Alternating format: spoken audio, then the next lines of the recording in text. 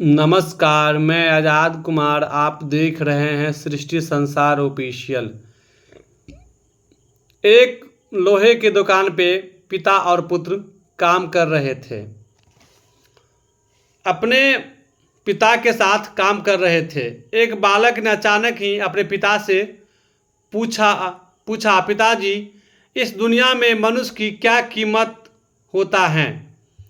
पिताजी ने एक छोटे से बच्चे से ऐसे गंभीर सवाल सुनकर हैरान रह गए।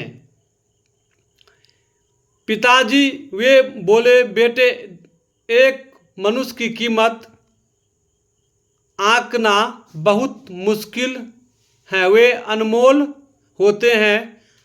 बालक, क्या सभी उतना ही कीमत और महत्वपूर्ण होते हैं? पिताजी ने कहा, बेटा, बालक कुल समझे नहीं।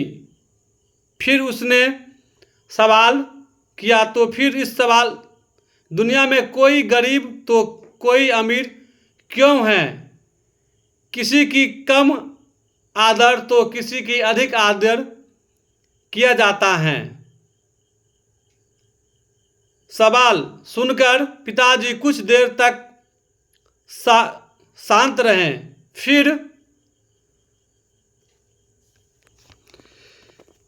फिर बालक से स्टोर से परे एक लोहे को छड़ लाने को कहा।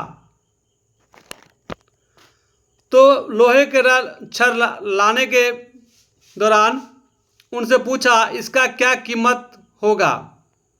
तो बालक ने कहा, इसका कीमत 200 रुपया होगा। पिताजी, अगर मैं इस बहुत से छोटे छोटे टुकड़े या कील बना दूं तो इसका क्या कीमत होगा? तो लड़के ने जवाब दिया, शायद 1000 रुपये हो सकता है।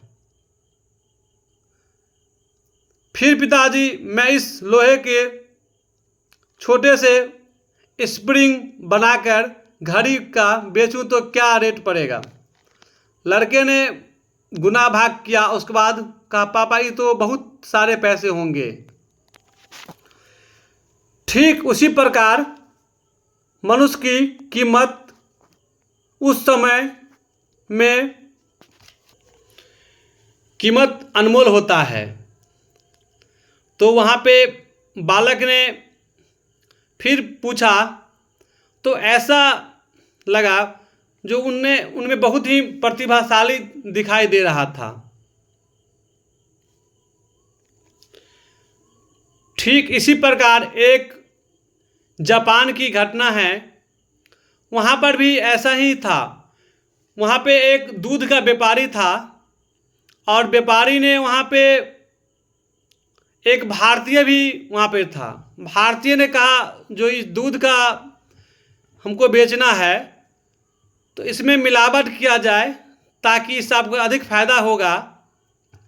तो जापान के नागरिक ने कहा, हम ये दूध में मिलावट करके बेचने से हमारे यहाँ का जो नागरिक हैं इन पे प्रभाव पड़ेगा, तो ऐसा धन कमा के हम क्या करेंगे? सोचिए, उस जापान देश का कितना नागरिक अपने देश और नागरिक का ख्याल रखा। उसने कहा, नहीं, ऐसा हम लोग नहीं कर सकते हैं, क्योंकि इससे हमारे देश पे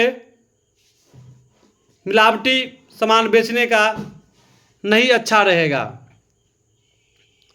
वह बहुत ही अपने अपने देश का प्रेमी होते हैं।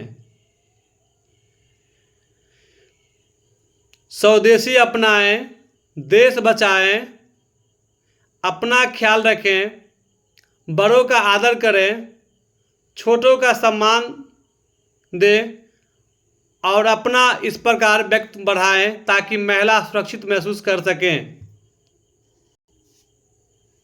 जय हिंद।